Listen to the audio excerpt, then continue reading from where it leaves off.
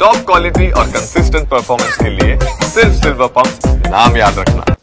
S ಈ ಮೃತರ ಕುಟುಂಬಕ್ಕೀಗ railway ಇಲಾಖೆ ಪರಿಹಾರ ಘೋಷಣೆ ಮಾಡಿದೆ ಎನ್ನುವಂತಹ ಮಾಹಿತಿ ಇದೆ. ಮೃತಪಟ್ಟವರ ಕುಟುಂಬಕ್ಕೆ ತಲಾ 10 ಲಕ್ಷ ರೂಪಾಯಿ ಪರಿಹಾರವನ್ನ ವಿಧಿಸಲಾಗ್ತಾ ಇದೆ. ಗಾಯಾಳುಗಳಿಗೆ ತಲಾ 2,50,000 ರೂಪಾಯಿ ಪರಿಹಾರ ಅಂತ ಕೇಂದ್ರ ರೈಲ್ವೆ ಇಲಾಖೆ ಪರಿಹಾರವನ್ನ ಘೋಷಣೆ ಮಾಡಿದೆ.